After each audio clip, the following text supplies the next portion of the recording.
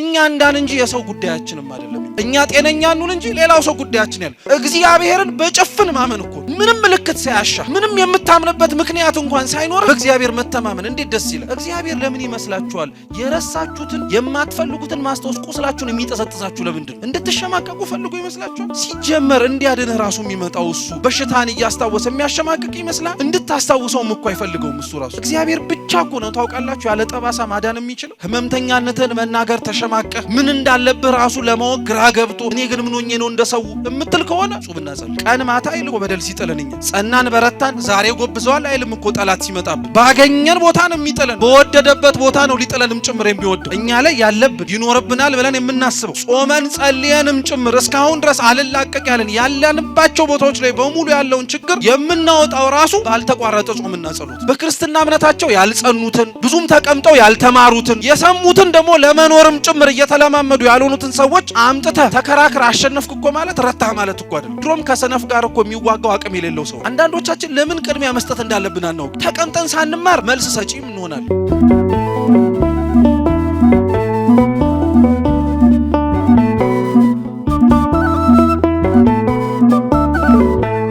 የሐዋርያው ቅዱስ ማርቆስ ወንጌል ምዕራፍ 9 ከቁጥር 14 ጀምሮ ተጽፎ በሚገኝ የመጽሐፍ ቅዱስ ክፍለ ምንባብ መነሻ ታሪክ አድርገን ለዛሬ ለተሰጠን ደቂቃ የምንማር ይሆናል። አስቀድሜ የመጽሐፍ ቅዱሱን ቃል ሁላችሁም መስማት ማድመጥ እንድትችሉ በንባብ አሰማችሁና ወደ ትምህርታችን እንሄዳለን። አምላካችን ልዑል እግዚአብሔር ከሁላችን ጋር ይሁን። ወደ ደቀ መዛሙርቱም በመጣ ጊዜ ብዙ ሕዝብ ሲከቧቸው ጻፎችም ከነሱ ጋር ሲከራከሩ አየ። ወዲያውም ሕዝቡ ሁሉ ባዩት ጊዜ ደነገጡ፣ ወደ እርሱም ሮጠው እጅ ነሱት። ጻፎችንም ስለምን ከነሱ ጋር ትከራከራላችሁ ብሎ ጠየቃቸው። ከሕዝቡም አንዱ መልሶ መምህር ሆይ ዲዳ መንፈስ ያደረበትን ልጄን ወደ አንተ አምጥቼልሃለሁ። በያዘውም ስፍራ ሁሉ ይጥለዋል፣ አረፋም ይደፍቃል፣ ጥርሱንም ያፋጫል፣ ይደርቃልም። እንዲያወጡለትም ለደቀ መዛሙርት ነገርኳቸው፣ አልቻሉምም አለው። እርሱም መልሶ የማታምን ትውልድ ሆይ እስከ መቼ ከእናንተ ጋር እኖራለሁ? እስከ መቼ ስታገሳችኋለሁ? ወደ እኔ አምጡት አላቸው። ወደ እነሱም አመጡት። እርሱንም ባየ ጊዜ ያ መንፈስ ወዲያው አንፈራገጠው፣ ወደ ምድረ በዳም ወድቆ አረፋ እየደፈቀ ተንፈራፈረ። አባቱንም ይህ ከያዘው ስንት ዘመን ነው ብሎ ጠየቀው። እርሱም ከሕፃንነቱ ጀምሮ ነው፣ ብዙ ጊዜ ሊያጠፋው ወደ እሳትም ወደ ውሃም ጣለው። ቢቻልህ ግን እዘንልን እርዳንም አለው።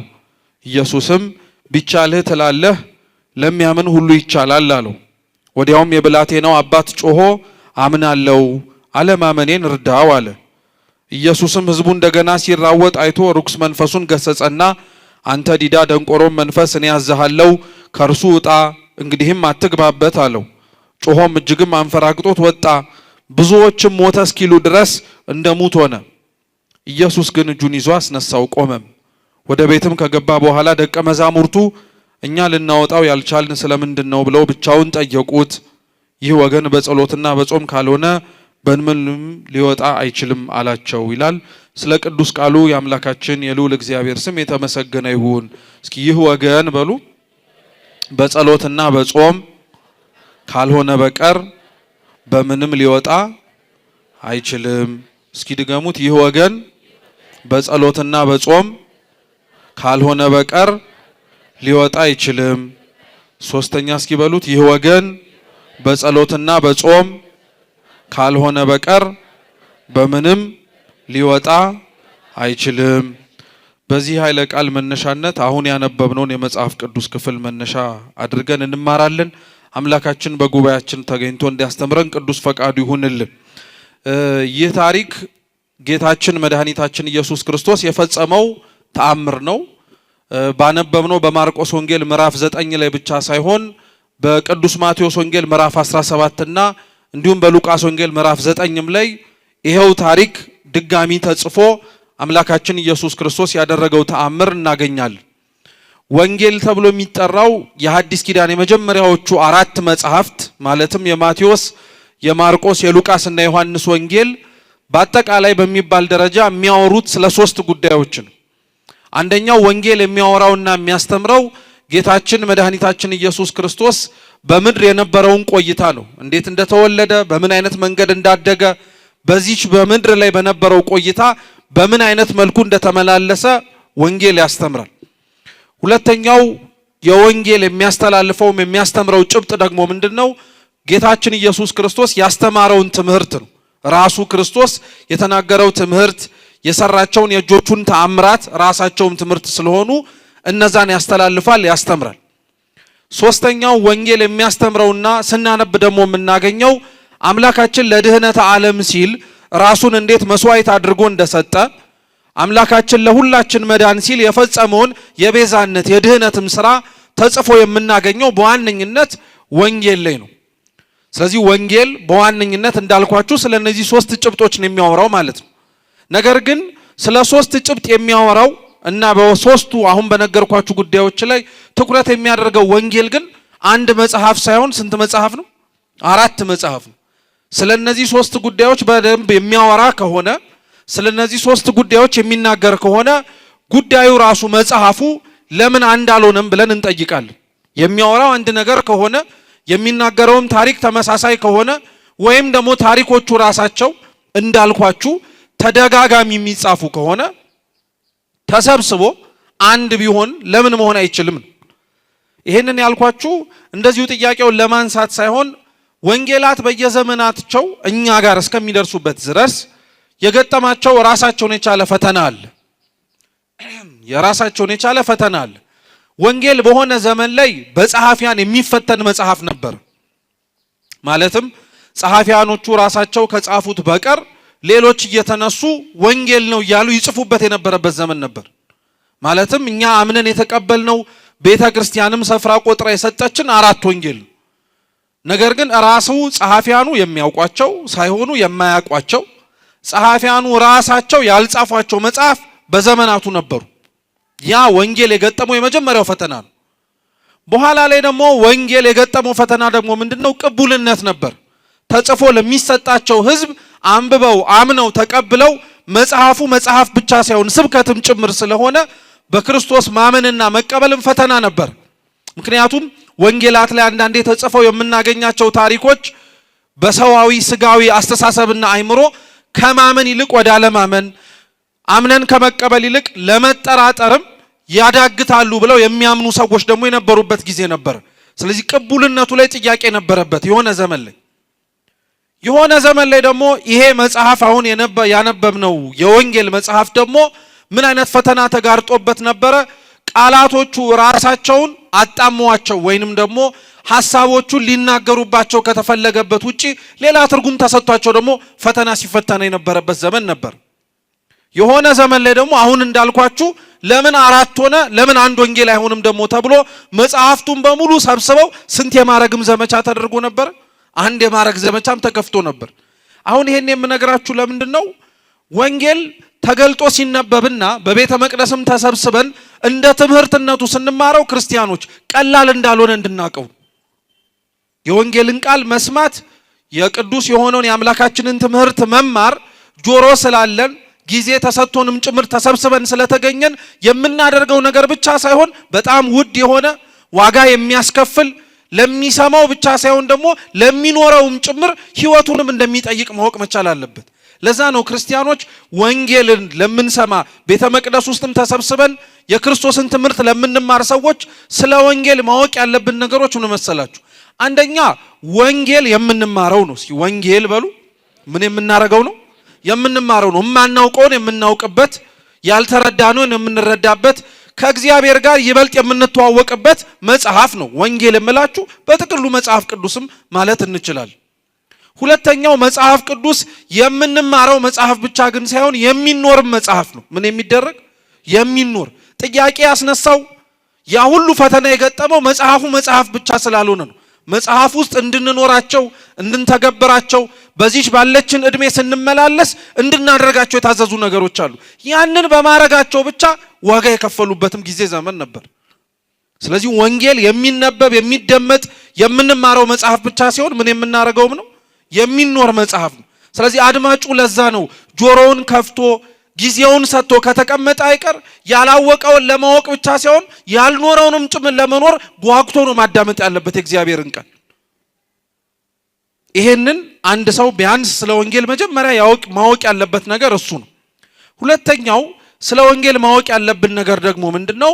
እንዳልኳችሁ ወንጌል በመጽሐፍትነት ደረጃ 4 ነው እና እንደዚህ መጽሐፍት ምንም እንኳን 4 ይሁኑ እንጂ ተደጋጋሚ የሆኑ ሐሳቦች የሚነሱባቸው መጽሐፍት ናቸው። ለምሳሌ እንኳን ብናነሳ አሁን የመረጥነውን የምንማርበትን የመጽሐፍ ቅዱስ ክፍል ታሪኩን እንዳልኳችሁ እኛ የማርቆስ ወንጌልን እናንብብ እንጂ ሉቃስም ላይ ተጽፏል፣ ማቴዎስም ላይ ተጽፏል። አንድ ታሪክ ነው፣ ግን ስንት ቦታ ተጽፏል? 3 ቦታ ላይ ተጽፏል። ለምን መደጋገም አስፈለገ? በተለይ ይህንንም የማነሳው ደግሞ ለምን መሰላችሁ?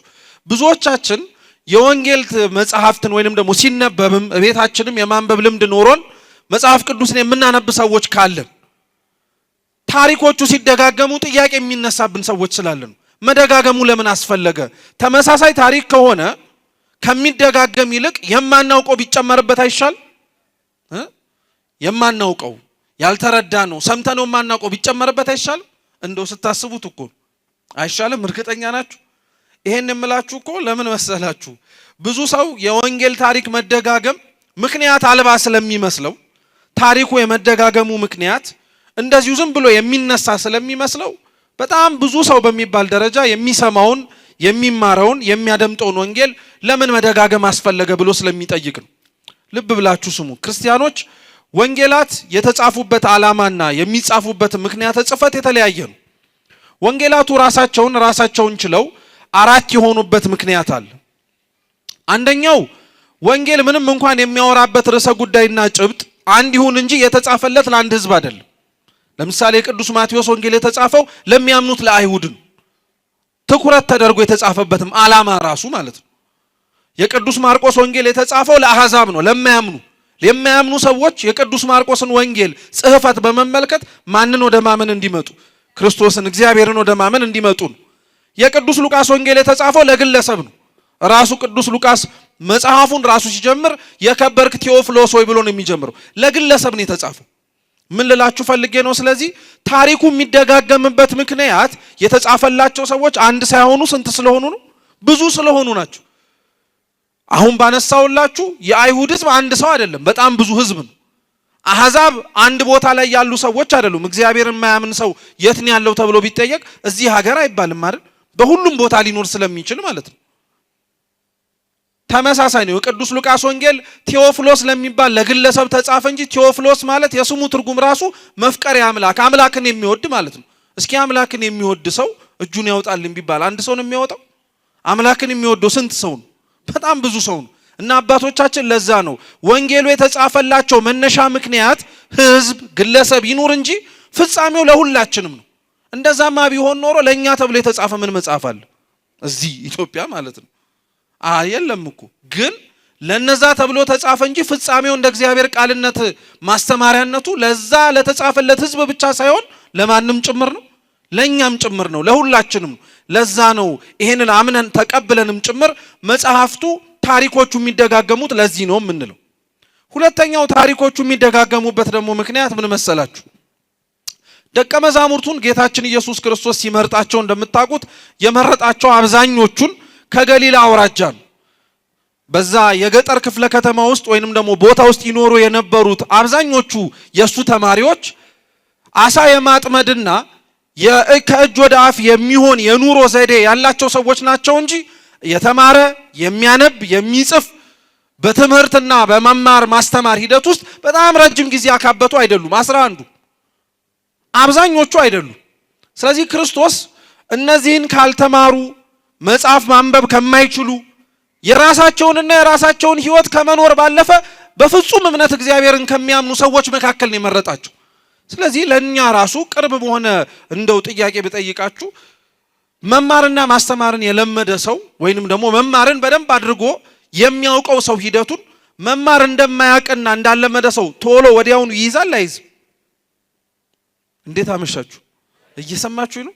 መማር ያለመደ ሰው ማለትም ደግሞ በመማር ማስተማር ያላለፈ ሰው በጣም በመማርና በማስተማር እንዳለፈ ሰው የሚሰማውን ነገር የሚያደምጠውን ነገር ወዲያውኑ በአይምሮ ለመያዝ ይችላል አይችልም? አብዛኛው ሰው ላይችል ይችላል። ሁሉም ልንል አንችልም። ግን አብዛኛው ሰው ሂደቱ እንዴት እንደሆነ የመማር ማስተማሩ ሂደት እንዴት እንደሚያልፍ እስከሚያውቅ ድረስ አዲስ ነው የሚሆንበት። ስለዚህ ከሚያዳምጠው የማያዳምጠው፣ ትኩረት ከሚሰጠው የማይሰጠው፣ ከሚያስተውለው የማያስተውለው ነገር ይበዛል። ይሄ በነገራችን ላይ ለደቀ መዛሙርቱ እሙን ነው። ምክንያቱም ክርስቶስ የመረጣቸው ደቀ መዛሙርት በጸጋ መንፈስ ቅዱስ ወይም በባለ ጰራቅሊጦስ የመንፈስ ቅዱስን ኃይል እስኪላበሱ ድረስ ብዙ ድክመቶች ነበሩባቸው። በጣም ብዙ ድክመቶች ማለት ነው። ያ የሚመነጨው ከምንድን ነው ካላችሁ፣ አንደኛው መንፈስ ቅዱስ በሰውነታቸው ስላላደረ የጸጋ መንፈስ ቅዱስን ሀብት ገንዘብ ስላላረጉ ነው። ሁለተኛው ግን ገና አዲሶች ናቸው፣ ለዚህ አገልግሎት ገና አዲሶች ናቸው። ስለዚህ ትኩረት የሚሻውና የማያሻውን እነሱ ትኩረት አድርገው የሚናገሩትና የማይናገሩት ነገር የተለያየ ሊሆን ይችላል። ይሄንም በሁላችሁ ምሳሌ ልስጣችሁ። አሁን የተሰበሰብንበት የቅዱስ ራጉኤል ደጅ ስንት መግቢያ በር ነው ያለው? ቶሎ በሉ። 2። ስለዚህ አንደኛው በስተጀርባችን ያለው፣ ሁለተኛው በኔ በስተቀኝ በኩል ነው ያለው በትምህርት ቤቱ። በጣም ጥሩ። እስኪ በትምህርት ቤቱ በር የገባችሁ ሰዎች ብቻ እጃችሁን አውጡ። ቶሎ በሉ ቶሎ በሉ። በጣም ጥሩ። እሺ፣ በዚህ በጀርባው በር የገባችሁ ሰዎች እጃችሁን አውጡ።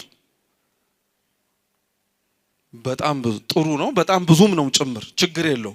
እሺ፣ አሁን አብዛኞቻችሁ በዚህኛው በር ስለገባችሁ እናንተን የሚመለከት ጥያቄ ነው። በዚህኛው በር የገባችሁትም ለራሳችሁ ጠይቁት። አሁን በዚህ በር ስትገቡ የገባችሁት ሰዎች ምን እያያችሁ እንደገባችሁ ብቻ የተወሰኑ ነገር ንገሩ። ምን እያያችሁ ነው የገባችሁት? ቶሎ በሏ። ቤተ ክርስቲያኑን እያየን። እሺ አባታችን፣ ሌላስ? ጥበቃዎቹን። በጣም ጥሩ። እውነት እኮ ነው። በነገራችን ላይ ዘላሃቸው አልገባ፣ እያያቸው ነው የገባው። እሺ 2። ሌላስ? ያው ቅዱስ ራጉኤልማ አባታችን ብለዋል፣ ቤተ ክርስቲያን ብለዋል። ሌላስ ምን እያያችሁ መጣችሁ?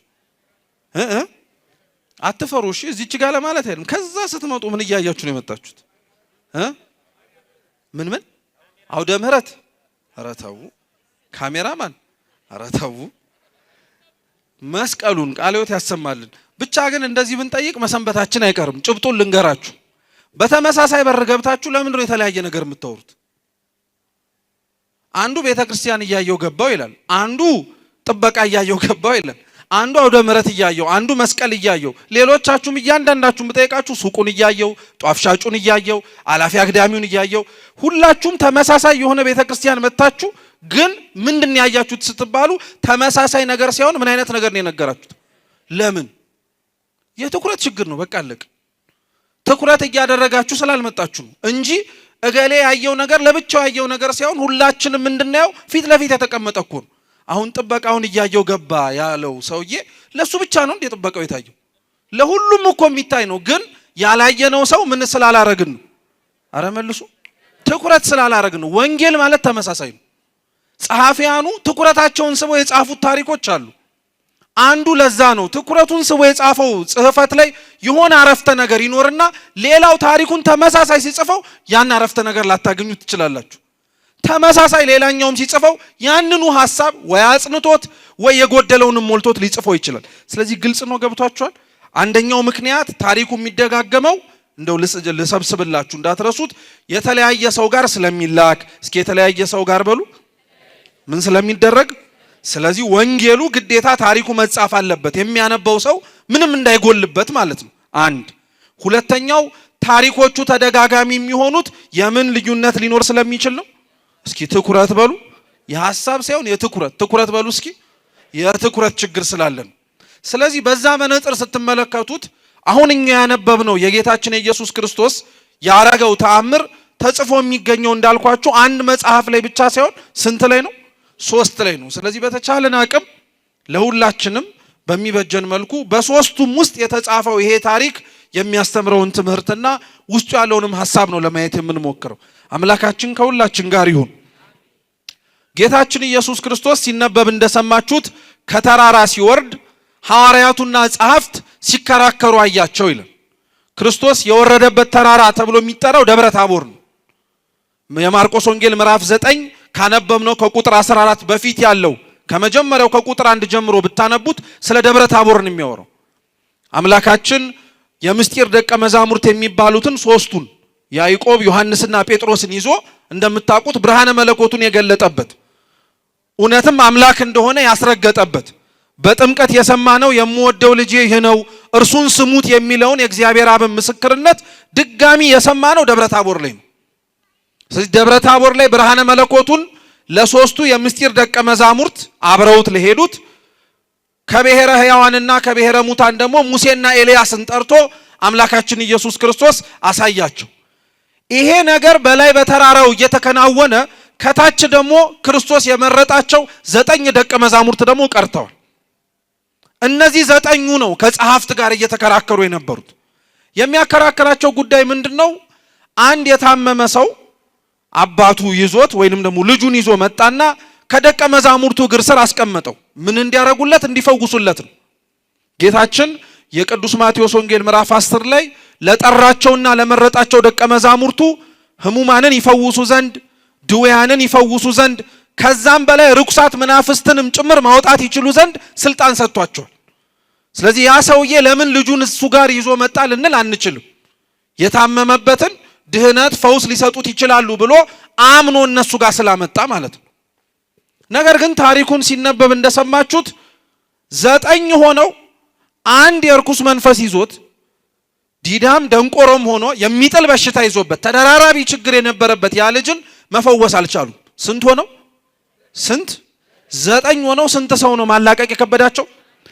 ደግ ዘመን ሆኖ ትናንትና የተጻፈ ታሪክ ሆኖ ነው እንጂ አሁን ይሄ ታሪክ በእኛ ዘመን ቢሆን ኖሮ 9 ቀሳውስት አንድ ርኩስ መንፈስ የያዘው ሰው ማውጣት አልቻሉም ቢባል እኛም እንደምን ሊታወቅ።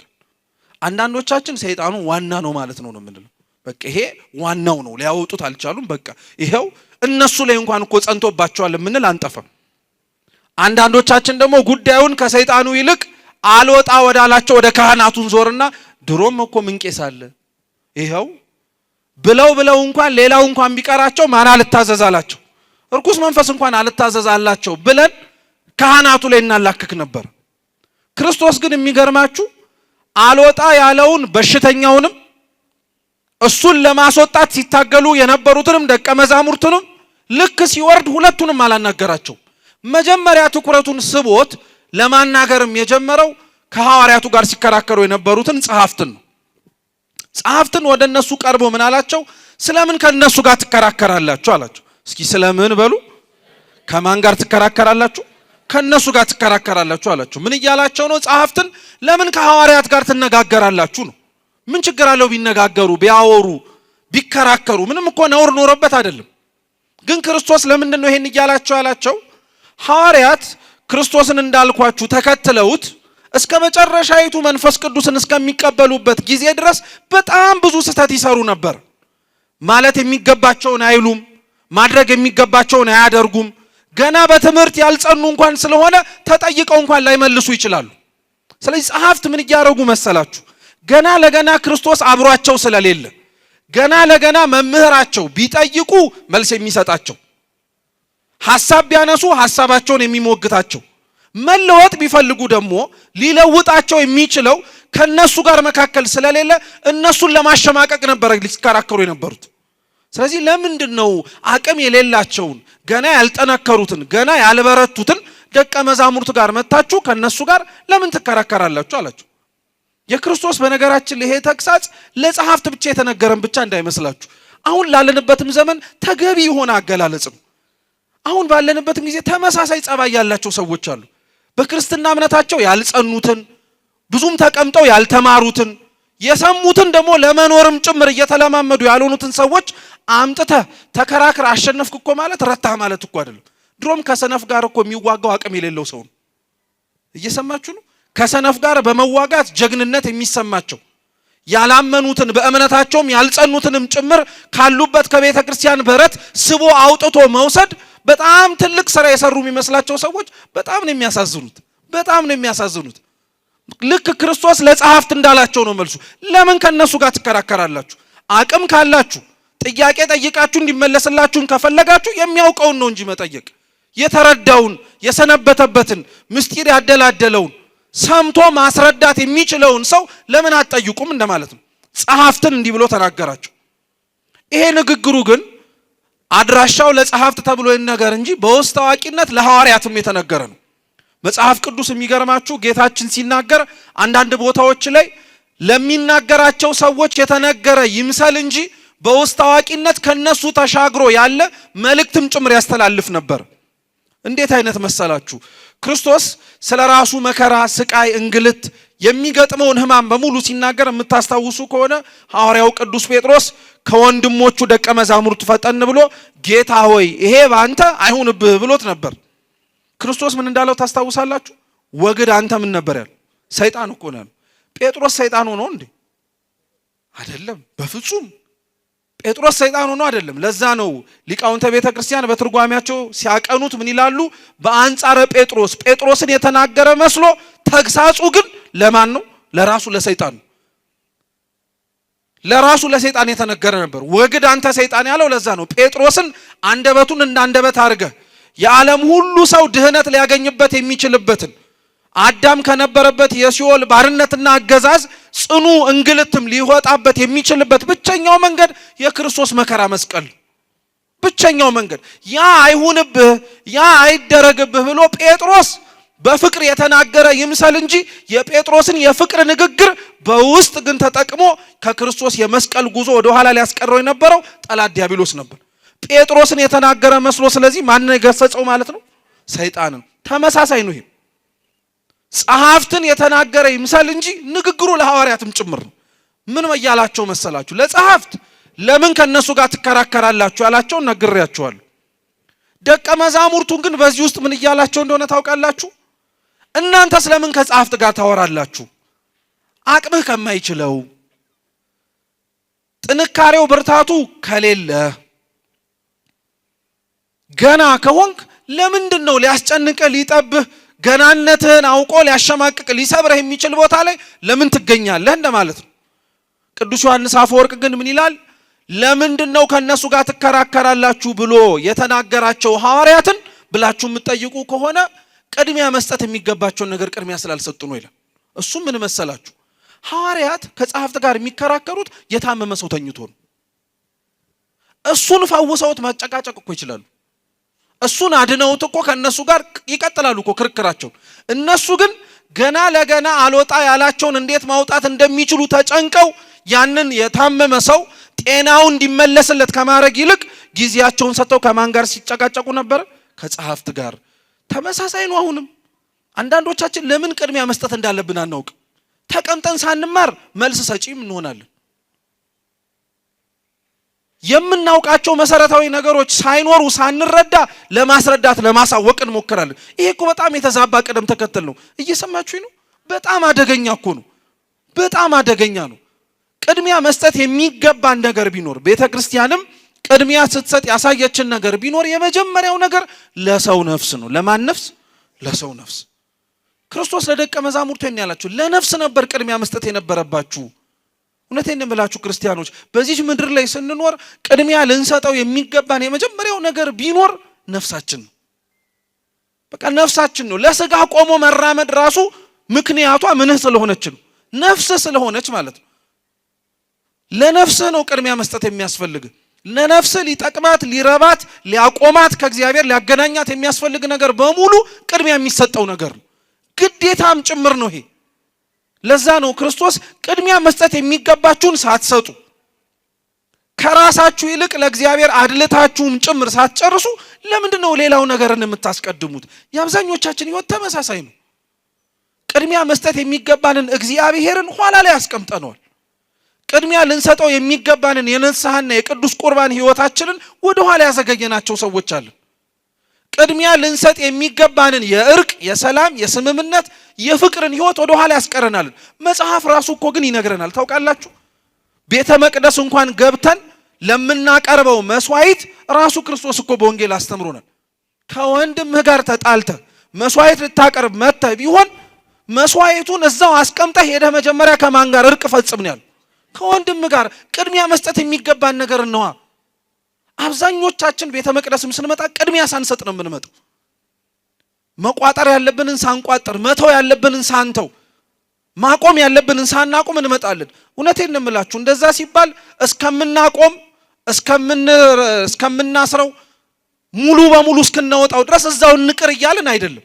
እንደዚሁም ከነችግራችን መምጣት ግዴታችን ነው። ሊያላቅቀን የሚችለው የእግዚአብሔር ኃይል የት ስላለ? እዚህ ስላለ። ግን ደግሞ ያ ማለት እስከ መቼም ብለን እንጠይቅ ያስገድደናል። እስከ መቼ ድረስ ያላቅቀኛል እያልን እኛው ራሳችን ማድረግ የተጠበቀብንን ታዘንም ጭምር መፈጸም የሚጠበቅብንን ሳናደርግ እንዘልቃለን። ስለዚህ ለደቀ መዛሙርቱ ለነፍስ ቅድሚያ መስጠት እንዳለባቸው ነገራቸው። ክርስቶስ ግን እንዴት አይነት መምህር ነው! የአንደበት ንግግር ብቻ በማስተማር የሚታወቅ መምህር አይደለም። በተግባርም ጭምር ነው የሚያሳየው አምላካችን። ለሰው ነፍስ ቅድሚያ መስጠት እንዳለባቸው ለሐዋርያቱ ሲናገር በተግባር አሳያቸው። እነሱንም ጸሐፍትንም ተዋቸውና ወደ ታመመው ሰው ፊቱን አዞረ። እግዚአብሔር ወደ ሁላችን ፊቱን ያዞርልን። ወደ ታመሙት ፊቱን አዞረ። አባትየው ጋር መነጋገር ጀመረ። አባትየውም ክርስቶስ ፊት እንደሰጠውና ከሱ ጋር እንዲነጋገር እንደፈቀደለት ሲገባው የልጁን በሽታ መዘርዘር ነው የጀመረው። ልጁ የታመመውን ነገረው። የሚጥል በሽታ እንዳለበት፣ የማይሰማ ዲዳ፣ ለመናገርም ጭምር የሚከብደው ደንቆሮ እንደሆነ፣ የሚጥል በሽታ አለበት፣ ከልጅነቱ ጀምሮ ሲያሰቃየው እንደነበረ ነገረው። ይሄንም ብሎ ግን አባትየው ዝርዝር ነገሩን መናገሩን የበሽታውንም ችግር ከተናገረ በኋላ ግን እንደዛ ብሎ አልዘጋውም ንግግሩን። ምን አለ? ሲነበብ እንደሰማችሁት ለደቀ መዛሙርት አምጥቼላቸው እነሱ እንኳን ሊፈውሱት አልቻሉም ማለት። አሁን ይሄ ንግግር ምን አይነት መሰላችሁ? ውስጡ ያለው መልስ ማለት ነው። አንደኛ የልጁን ችግር ለክርስቶስ ተናገረ። እሱ ምንም ክፋት እኮ የለው። አሁንም ድረስ በነገራችን ላይ ለእግዚአብሔር የማያውቀው ነገር ያለ ይመስል አይደለም እኮ መተን ችግራችን እንዲሆኜ እንደዛ ሆኜ ያንገብቼ ይሄን ወጥቼ የምንለው። ታማሚ ህመሙን እንኳን በመናገር እኮ ይጽናናል፣ ፈውስ እንኳን ባይሰጥ። የቆሰለ ሰው ለምን እንደቆሰለ በመናገር ብቻ እንኳን እኮ መድኃኒቱ ባይሰጠው ቢያንስ ተንፍሼ ሄድኩኝ ይላል እኮ። አባትየው ለክርስቶስ ለምን ያንን ዝርዝር በሙሉ ተናገረው? ጌታ የማያውቀው ነገር ቢሆን ነው ብንል አይደለም። ያ ሰውዬ ግን ካልተናገረ፣ ያ ሰውዬ ግን የነበረበትን በሽታና ችግር እንዲህ በዝርዝር ካላወራ ማን ጋር ሄዶ የተንፍስ ታዲያ? ማን ጋር ሄዶ ይናገር ታዲያ? ለእግዚአብሔር ያልነገር ነው ለማን የምንናገረው ነገር ኖሮ ነው? ከካህናት እግር ስር ዝቅ ብለን በንስሐ ያልተናዘዝነውን ለማን ሄደን የምናወራው? በጣም እኮ ነው የምንገርመው ክርስቲያኖች። ለእግዚአብሔር መናገር እኛ እኮ የከበደን ነገር እኮ ለጓደኛችን ደጀብድ እናወራዋለን። ለእርሱ ለካህናት አባቶቻችን ተንበርክከን እያለቀስን አጥፍቻለሁ ብለን መናገር ያቃተንን እኮ ከጓደኞቻችን ጋር እኮ ቁጭ ብለን አይገርምህም እያለን እናወራዋለን እኮ። ለዛ ነው ቅዱስ ዮሐንስ አፈወርቅ ምን ይላል? ሰይጣን ኃጢአት ስንሰራ የሚሰጠንን ጉልበት ንስሐ ለመግባት ግን ስንመጣ በሀፍረት ነው የሚጎበኘን። እንዴት እንዲህ ብለህ ታወራለህ? እንዴት እንደዚህ ብለህ ትናገራለህ? አታፍርም? ስትታይ ደህና ሰው እኮ ነው የምትመስለው። ስትታይ እኮ ቆመህ የምትመላለስ ጻድቅ ነው የምትመስለው። እንዲህ ብለህ ለንስሐ አባትህ ስትናገር ብሎ ያሸማቅቃል። ድክመታችንን ለማን እንደምንናገር ጠንቅቀን ማወቅ አለብን ክርስቲያኖች። ይሄ በሽተኛ የልጁን በደል፣ የልጁን ኃጢአት፣ የልጁን በሽታ የተናገረው ለሚፈውሰው ለሐኪሙ ነው። ለሌላ ለማንም መናገር አልተፈለገም። መጽሐፍ እንደሚለን ራሱ አስተውላችሁ ከሆነ የታመመውን ልጁን ይዞ መጥቶ ሐዋርያት ጋር ነው ያስቀመጠው። ስለ በሽታው አልተናገረም። እየሰማችሁ ነው? እየሰማችሁ ነው? ለሐዋርያት ሲያመጣ ምኑን አልተናገረም? በሽታ አልተናገረም። ለክርስቶስ ግን ሲያመጣ ምን መናገር ጀመረ? በሽታውን መናገር ጀመረ። ይሄም እኮ ትምህርት እኮ ነው። መናገር ያለብህን መምረጥ አለብህ ማለት እኮ ነው። ለማን እንደምትናገር መለየት አለብህ ማለት ነው። ማን እንደሚያደምጥህ ማስተዋል አለብህ ማለት እኮ ነው። ስለዚህ በሽታውን ዝርዝር አድርጎ ተናገረ። እንዲህ ነው፣ እንደዛ ነው፣ እንደዛ ነው አለ። መጨረሻ ላይ ግን እንዳልኳችሁ ደቀ መዛሙርት ሊያወጡት አልቻልም ማለት። ምን አመጣው የደቀ መዛሙርቱን አለማውጣት? የልጁ ህመም አይቀድምም? እሱም ተመሳሳይ የሆነ ስህተት እኮ ነው እንደ ሐዋርያት የሰሩ። ሐዋርያት ማስቀደም የሚገባቸውን የታመመውን ነፍስ ትተው ከጸሐፍት ጋር ይከራከሩ አልነበረ? አባትየውም ተመሳሳይ ጥፋት እኮ ነው ያጠፋው። ያመመውን የልጁን ህመም ከመናገር ፈውስልኝ ብሎ ከመለመን ምን የሐዋርያቱን ሊፈውሱልኝ አልቻሉም የሚል ነገር መናገር አስፈልገው? የሰውየው ችግር ስላለበት ነው። በነገራችን ላይ የአባትየውን ችግር የምናውቀው በነገራችን ላይ ከዚህ ንግግሩ በኋላ ነው። ክርስቶስ ወዲያውኑ ለዚህ ለተናገረው አባት መልስ ሲሰጠው ምንድን ያለው? እስከ መቼ ከዚህ ትውልድ ጋር እኖራለሁ አለ። ሞቱን ናፈቀ ማለት ነው። እንኳን ተሰቅዬ ልሞት ቀርቶ እስከ መቼ ከእናንተ ጋር እኖራለሁ? ምን አለ በሄድኩኝ አለ። እንደዛ ያስባለውን እንደዛ እንዲማረር ያደረገው ደግሞ ምን እንደሆነ ታውቃላችሁ? የአባትየው ይሄንን ንግግር ከተናገረ በኋላ የሚቻል ከሆነ እባክህ አድንልኛል፣ እዘንልኛል። እግዚአብሔርስ ምን ብሎ መለሰለት? የሚቻል ትላለህ እንዴ? ለሚያምን ሁሉ ይቻላል አሉ። የአባትየው ችግር አያችሁት? አለማመን ነበር። ክርስቶስን እንደዛ እንዲርቀው ያደረገው ምን አለ ከእናንተስ ተለይቼ በሄድኩኝ ብሎ አምሮ እንዲናገር ያስቻለው ነገር የልጁ የመታመሙ ከህፃንነቱ ጀምሮ የመሰቃየቱ ምክንያት ሳይሆን ያመጣው አባትየው መታመሙን ጭምር ያውቅ። ያመጣው አባትየው ልጁ የነበረበት ችግርን ያውቅ ይኖራል እንጂ እሱ ራሱ ያለበትን ድክመት ግን አላወቀ። አብዛኞቻችን እንደ አባትየው ነን። የምናመጣቸው ሰዎች ያለባቸውን በሽታ ጠንቅቀን የምናውቀው እኮ። ምናልባት አንዳንዶቻችን ከራሳችን በላይ ስለ ገሌ ታሪክ ንገረን ቢባል ጠንቅቀን ፈትፍተን እናወራዋለን። አንተ ምንድን ያመመ አንተ ችግርህ ምንድነው ግን ቢባል ቁጭ ብሎ ለማሰብ እንኳን የማንችል ሰዎች ነን እኛ። አባትየውን እኮ እንደዛ እየነገረው እኮ ነው። አንተ ይዘህ የመጣው የታመመ ልጅህን ነው። ከልጅህ መጀመሪያ ግን መዳን ያለብህ አንተ ነህ፣ መፈወስ ያለብህ። ልጅህ እንደዛ ሲሰቃይ ለዘመናት ስታይ አዝነህለታል። መጀመሪያ ግን ከልጅህ በላይ እኔ ተመልክቼ የማዝነው ላንተ ነው አሉ። ለምን መሰላችሁ? የልጁ በሽታ የስጋ በሽታ ነው። ባይሰማ ጆሮ ነው የስጋው ነው። ባይናገር አንደበቱ ነው የአፉ ነው። እርኩስ መንፈስ ይዞት ቢያሰቃየው ቢጥለው ስጋውን ነው። አባትየው ግን የታመመው የውስጥ የነፍስ ደዌ ነው። አለማመን ማለት ነው። አለማመን በጣም ከባድ የሆነ በሽታ ነው። በነገራችን ላይ ክርስቲያኖች አለማመን በጣም ከባድ በሽታ ነው። ክርስቶስ ራሱ አሁን ባለንበት የዚህ የሰሙነ አብይ ጾም ወቅት ላይ በዲያብሎስ ሲፈተን ድል ካደረገልን ነገሮች መካከል አንዱ አለማመን እንደሆነ ታውቃላችሁ። አለማመን ነው። በነገራችን ላይ እንደዛ ተደርጎ አይቀመጥ እንጂ አለማመን። የትኛው ፈተና መሰላችሁ? የአለማመን ፈተና። ክርስቶስ አምላካችን የመጀመሪያውን ድንጋዩን ዳቦ አድርገው የሚለውን ፈተና ሰው በእንጀራ ብቻ ሳይሆን በማንም ቃልም ጭምር ይኖራል አሉ። ልክ እንደዛ ካረገው በኋላ ወዲያውኑ ጌታችን ይሄንን እንዳሸነፈው ሲያቅ እርኩስ መንፈስ ወይም ሰይጣን የሚፈትነው ፈታኙ ወደ ቤተ መቅደስ እንዲወጣ ነው ያደረገው። የቤተ መቅደሱ አናት ላይ ካወጣው በኋላ መዝሙር 90 ጠቀሰለት። ራስህን ጣል አሉ። እየሰማችሁ ነው? ራስህን ምን አድርግ? ጣል አሉ። ራስህን ጣል። ለምን እንደሚጥል ደግሞ ምክንያት ነገረለት። ራስህን ጣል ብዬ ነገርኩ መጽሐፍ ጠቅሶ ነው የምላችሁ። እኛም የምንጸልየውን መዝሙረ ዳዊትን ጠቅሶ ቢያሰናክል ብትወድቅ ብትደናቀፍ እንኳን ያ ሁሉ እንዳይሆንብህ የሚታዘዙ መላእክት አለ ተብሎ ተጽፏልና እውነት አንተ የእግዚአብሔር ልጅ ከሆንክ ራስህን ጣል አሉ። ክርስቶስ ምንድን ነበር ያለው? አምላክ እግዚአብሔርን ምን አታርገው። ሰይጣን ምን እያለው እንደሆነ ገብቷችኋል? ግን እውነት እግዚአብሔርን የምታምነው ከሆነ ማመንህን እስኪ ምልክት ጠይቀውና አሳየኝ እኮ እያለው። የአንዳንዶቻችን እምነት በምልክት ብቻ የታጀበ እንደሆነ ታውቃላችሁ። አምላኬ እንደው አደራህን አብረኸኝ ከሆንክ የሆነ ምልክት አሳየኝ የምንል ሰዎች የለን። እንዲህ አይነት ፈተና እኮ ነው የፈተነው። እንዲህ ያለማመን ፈተና ማለት ነው። እግዚአብሔር ምልክት አሳየንም አላሳየንም እኮ በሆነ ነገር ተመርኩዘን የምናምነው አምላክ አይደለም። ሲጀመር ቅድስና ራሱ ምን ማለት እንደሆነ ታውቃላችሁ? ቅድስና እኮ ማለት ክርስቲያኖች እያደገ የሚመጣ ከእግዚአብሔር ጋር ያለ ህብረት መጨረሻው እግዚአብሔርን በጭፍን ማመን እኮ ነው። ምንም ምልክት ሳያሻ ምንም የምታምንበት ምክንያት እንኳን ሳይኖርህ በእግዚአብሔር መተማመን እንዴት ደስ ይላል። ምንም እኮ የሚያሳምንህ ነገር እኮ የለም።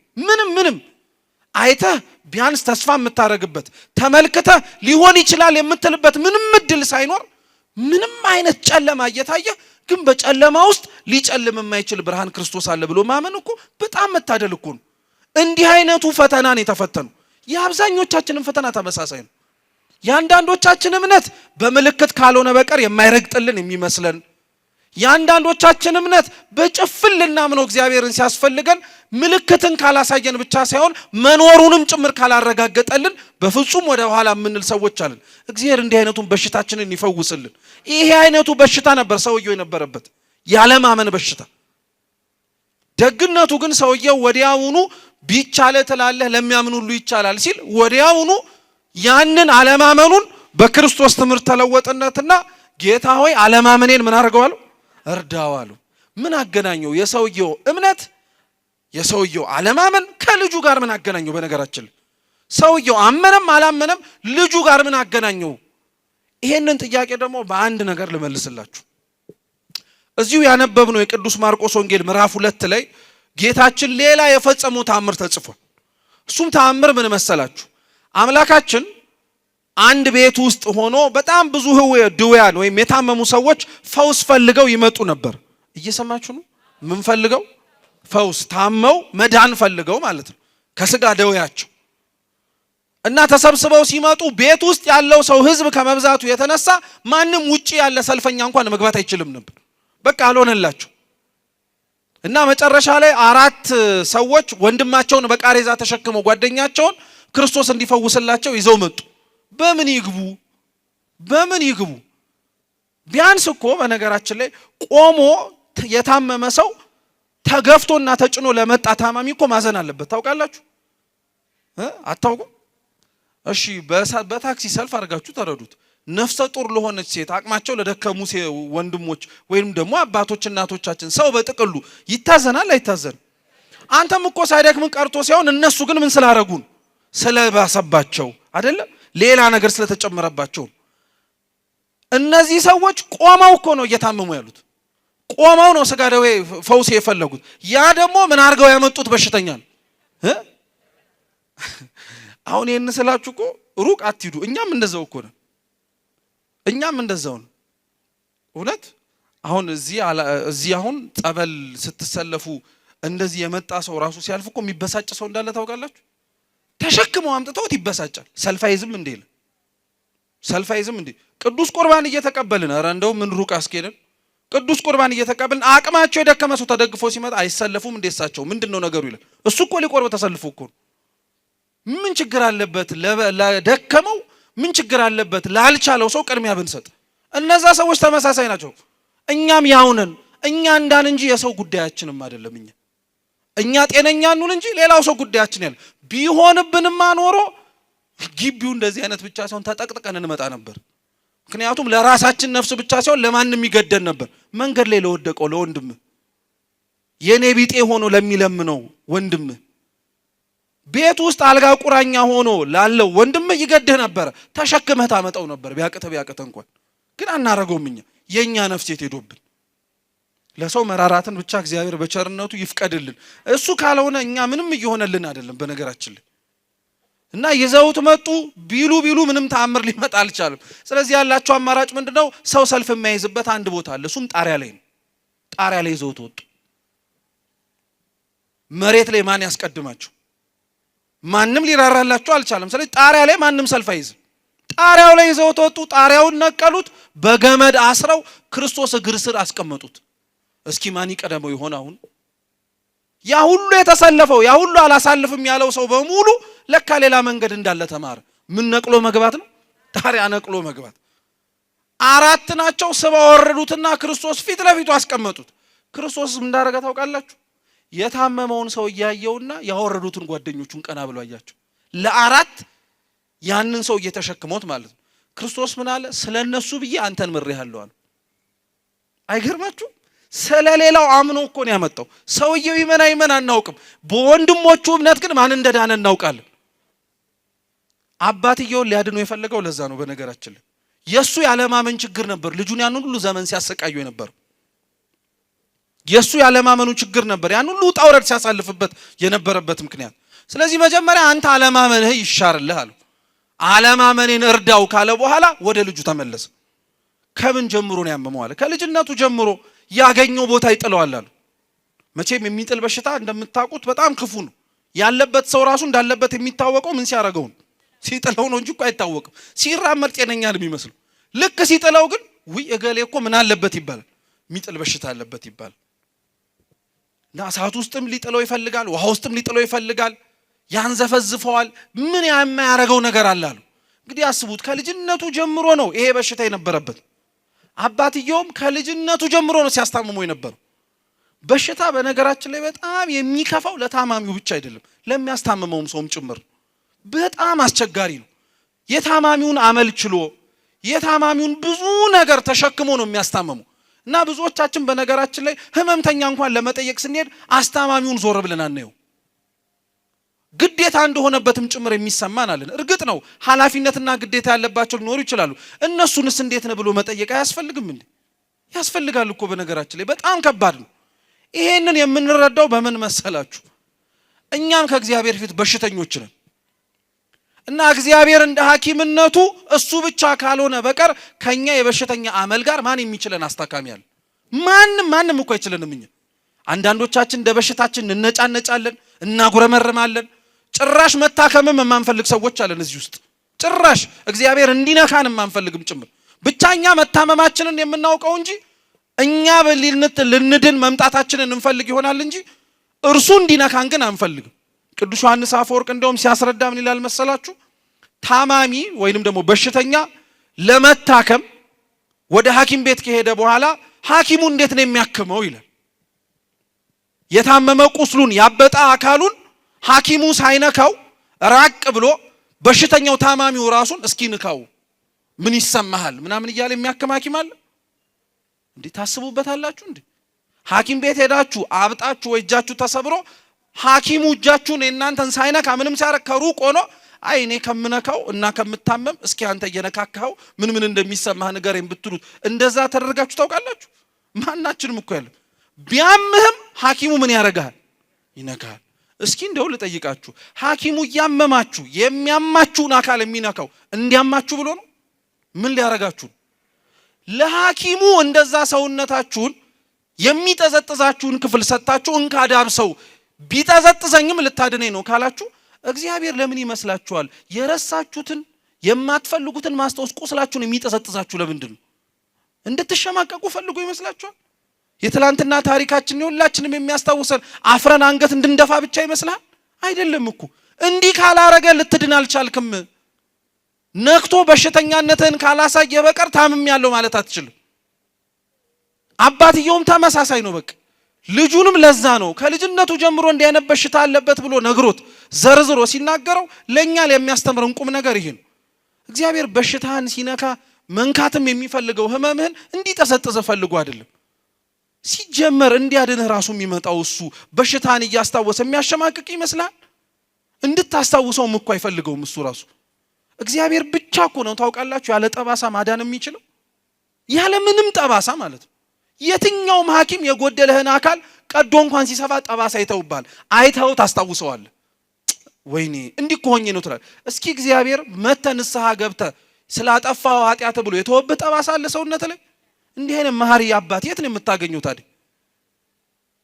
እንዲህ አይነት በሩ ተከፍቶ አንተንም ለመማርና በደልህን እንዳታስታውስ በሱ እንድትመላለስ የሚያደርግ እግዚአብሔር የት ቦታ አለ? የትም እኮ የለም። እሱ ብቻ ነው እንዲህ ማድረግ የሚችለው። ከዚህ አባትየውን ነገረው፣ ልጁም የታመመበትን በሽታ ተናገረ። ክርስቶስ ከዚህ በኋላ ብዙ ሊያደክመው አልፈለገም። አንዳንድ የሚያሳክም ወይንም ደግሞ ለመጠየቅ የሚመጣ ሰው ከሚስተዋልበት ጸባያቶች መካከል አንዱ ምን መሰላችሁ? ተደጋጋሚ ይጠይቃል። ምኑን አሞት ነው ይላል። እናንተም አድርጋችሁ አታውቁም? በመጣችሁ ቁጥር እና ምኑን አሞት ነው ይላል። እንዲህ አሞት። የሚገርም እኮ ነው። እና ምኑን አሞት ነው አልከኝ? ምን ልታረገው ነው? 40 ጊዜ በሽታውን የምጠይቀው ምን አዲስ በሽታ እንዲነግርህ ነው? በጣም እኮ ነው የሚገርመኛ። በቃ አንዴ ነገርህ አይደል? ታማሚው አስታማሚው ራሱ ታውቃለህ አይደል? ምንህን አሞህ ነው እያለ በጣም ብዙ ጊዜ ስትነግረው እኮ በጣም ነው የሚጨንቀው። ምክንያቱም ያንን ማውራት ላይ ፈልግ ይችላል። በቃ እግዚአብሔር አንዴ ጠየቀው። ሊያውም ሳይጠይቀው ነው ሰውየው መጀመሪያ እንዲያሞት ያለው። ከዛ ክርስቶስ ጠየቀው፣ ከመቼ ጀምሮ ነው ያመመው አለው። ድጋሚ ነገረው። ከዚህ በኋላ እንዲናገር አልፈለግም። ምክንያቱም ክርስቶስ የሚያደክም የሚያሰለች ተናግሮ ብቻ የሚል አይነት አምላክ አይደለም። ልክ በሽታውን ከነገረው በኋላ ሌላ ነገር እንዲዘባርቅ ሌላ ነገር እንዲያወራ አልፈቀደለትም። አንተ ዲዳ ደንቆሮ የሆንክ መንፈስ ከልጁ ውጣ አለው። ወዲያውኑ አንፈራገጠው፣ ያዘኝ ልቀቀኝ አለ። የሞተ ሰው እስኪመስል ድረስ እዛው እንደ ሬሳ እንደ በድን ቀጥ አለ። ሞተ ብለው ሰዎቹ ሲጠብቁ ክርስቶስ ግን እጁን አነሳውና ቀጥ ብሎ አቆመውና ለአባትየው መልሶ ሰጠ። እንካ ውሰድ፣ ይሄው ታሞ ያመጣው ደቀ መዛሙርቱ ሊፈውሱት አልቻሉም ብለህ የራስክን አለማመን የነሱን አለመቻል አርጋ አስመስለህ መናገርህን ይሄንን ሁሉ ተሸልኩ መወል ይሄንን ሁሉ አልፎልሃል፣ ይሄንን ሁሉ ፈውስ ተሰጥቷል። ስለዚህ ይዘህ ሂድ አለ። ጉዳዩ ግን የሚገርማችሁ ልጁ ከተፈወሰ በኋላ ደቀ መዛሙርቱ ሊተውት አልቻሉ። ለዛ ነው ልክ ልጁን ተሸክሞ ሲሄድ ደቀ መዛሙርቱ ደግሞ ሰው ሁሉ እንደሌለ ሲያው መጡና ጌታ ሆይ እኛ ይሄንን ርኩስ መንፈስ ልናወጣው ያልቻልነው ለምንድን ነው አሉት። ከንክኗቸዋል። ስልጣን ተሰጥቷቸው አልሆነላቸው። አርጉ ተብሎ ተፈቅዶላቸው አልታዘዘላቸውም። ስለዚህ ለምን ማድረግ አልቻልንም አሉ። ክርስቶስ ምን አላቸው? እንዲህ አይነቱ ከጾምና ከጸሎት ካልሆነ በቀር ምን ሊያረግ አይችልም፣ ሊወጣ አይችልም አላቸው። አንደኛው ቁም ነገር ምን መሰላችሁ? ርኩሳት መናፍስት ወይንም ደግሞ ቀጥተኛ በሆነው በታሪኩ አውድ ብንመለከተው አንዳንድ በሽታዎቻችን የሚመጡብን በሙሉ የሚድኑት ሐኪም ጋር ስለሄድን ብቻ ላይሆን ይችላል። የሚድኑት መፍትሄ ልናገኝባቸው ምንችልባቸው መንገዶችን ስለወሰድን ብቻ ላይሆንም ይችላል። አንዳንድ በሽታዎች በምንና በምን ብቻ የሚድኑ አሉ? በጾምና በጸሎት ብቻ። ደስ አይልም? በጣም እኮ ተስፋ እኮ ነው ታውቃላችሁ። በጣም ተስፋ እኮ ነው። በጣም ትልቅ ተስፋ። ህመምተኛነትን መናገር ተሸማቀህ ምን እንዳለብህ ራሱ ለማወቅ ግራ ገብቶ እኔ ግን ምን ሆኜ ነው እንደሰው እምትል ከሆነ ጾምና ጸልይ። እንዲህ አይነቱ ራሱ አንተ ያወቅከውንም ያላወቅከውንም ምን ሊያረግልህ ስለሚችል ሊያረቅልህ ስለሚችል አለ። ሁለተኛው ግን የታሪኩ ጭብጥ ምን መሰላችሁ? ክርስቶስ ተአምር መፈጸም እንደሚችል የተነገረ ታሪክ አይደለም። ይሄ ታሪክ አምላካችን ኢየሱስ ክርስቶስ በመጽሐፍ ቅዱስ ላይ በጣም ብዙ ተአምራት እንዳደረገ ተጽፎልናል። አንዱንም ተአምር ሲፈጽም ግን ተአምር ማድረግ እንደሚችል ለማሳየት ብሎ ያደረገው ተአምር የለም። ምንም የለም። እያንዳንዱ ተአምር በውስጡ ሌላ ትምህርት ነበረው፣ መልእክት ነበረው። ሊያሳያቸው ሊያስተላልፍላቸው የፈለገውም ሐሳብ ነበር። እሱም ምን መሰላችሁ? አሁን እኛ ያነበብነው የተማርነው ገጸ ምንባቡን በመመልከት ክርስቶስ የፈወሰው ሰው ታሪኩ የአንድ ታማሚ በሽተኛ እንዴት እንደተፈወሰ የሚናገር ብቻ አይደለም። ታሪኩ የአዳም ታሪክ ነው። ክርስቶስ መጀመሪያ ያንን ልጅ ከማዳኑ በፊት ምን ላይ ነበረ ብዬ ነግሬያቸዋለሁ። እስኪ ተራራ ላይ በሉ። ጎሽ ረስታችሁታል፣ ችግር የለም ይሁን ያስታውሳችኋለሁ። እስኪ ተራራ ላይ በሉ። ከተራራው ወደ ምድር ወደ ታች ያለ የወረደው ተራራ የሚባለው ጽርሐ አርያም የሰማይ መንበሩ ነው። ሰው ከመሆኑ በፊት የነበረበት ጊዜ ወደ ሰማይ ከሰማይ የወረደውን አምላካችን ከተራራው ለመውረዱ ምሳሌ ነው። ከተራራው ከወረደ በኋላ ደቀ መዛሙርቱና ጸሐፍት ሲከራከሩ ነበር። በምን ጉዳይ ብትሉ አንድ ታሞ ሊያድኑት ባልቻሉት ጉዳይ። ደቀ መዛሙርቱ የነቢያት ምሳሌ ናቸው። የመላእክት የቅዱሳን የብሉይ ኪዳን ቅዱሳን ምሳሌ ናቸው። ጸሐፍት የሚባሉት የአጋንንት ምሳሌ ናቸው። ነቢያት ሊያወጡት ያልቻሉት ህመምተኛ በሽተኛ ማለት አዳም። ሐዋርያቱ ልናወጣው ያልቻልነው ለ9 ሆነው ቢታገሉት ምንም ፍንክች አልልም ያለው የአዳም በደል ክርስቶስ ካልሆነ በቀር ማንም ሊያላቅቀው አልቻለም። እሱ እግዚአብሔር ካልሆነ በቀር ማንም ሊያድነውና ሊቤዠው የቻለ የለም። ምክንያቱም የአዳም በሽታ ብቻ አይደለም። ተመልከቱት። ይሄ አባቱ ይዞት የመጣው በሽተኛ አንድ እኮ ህመም አልነበረበትም። የሚጥል በሽታ አለበት። አንድ በሉ። አይሰማም፣ አይናገርም። ይሄ ሁሉ በጣም ክፉ የሆነ በሽታዎች እኮ ናቸው። አዳምም አንድ ብቻ በደል ያጠፋ የሚመስለው ሰው እንዳይኖር ምን ችግር አለው? አዳም እኮ በለስ ቀጥፎ ብቻ ነው የበላው እንዳንል፣ በለስ ቀጥፎ የበላበት እኮ ምክንያት በጣም ትልቅ ነው። በለስ እኮ ቀጥፎ የበላው ርቦት አይደለም፣ አምሮት አይደለም እኮ ምን ሆናለሁ ብሎ አስቦ ነው። አምላክ ሆናለሁ ብሎ እኮ አስቦ እኮ። ስለዚህ አምላክ የመሆን መሻቱ ያስቀጠፈው በለስ ሰው ከመሆን ተርታን ያስወረደው፣ የብርሃን ልብሱን ያስገፈፈው፣ ባህሪው እንዲጎሰቁል ነው ያደረገው። የሚራብ የሚጠማ በላቡ በወዙ ጥሮ ግሮ የሚበላ በምድር ላይ ስደተኛ ነው ያደረገው። አንዲት ኃጢአት አያችኋት ምን ያክል ዋጋ እንደምትከፍል? በጣም ዋጋ ታስከፍላለች። ሰው ኃጢአት ስንሰራ በደል ስንሰራ እዛው ብቻ የሚያበቃ የሚመስለን ሰው አለ። እግዚአብሔር እውነት በቸርነቱ እንደዛ ያድርግልን። አንዳንዶቻችን ግን ላይኖር ይችላል። ኃጢአታችን ልክ ጽድቅን ስቦ እንደሚያመጣው አንዱ ኃጢአት ሌላ ኃጢአት ስቦ ሊያመጣም ይችላል። ምንም ጥርጥር የለው። ምሳሌ ልንገራችሁ ኃጢአት እንዴት ኃጢአትን ስቦ እንደሚያመጣ። ለምሳሌ 3 ሰዎች አሉ ልበላችሁ በአይምሯችሁ እና የመጀመሪያው ሰውዬ ባለትዳር ነው። ከባለትዳርነቱ ባለፈ ደግሞ ስራ ይሰራል። ከዛ በኋላም ደግሞ የልጆችም አባት ነው። ልብ ብላችሁ ስሙ። ይሄን ሰውዬ አበበን በለው ለጠቅላላ እውቀታችሁ።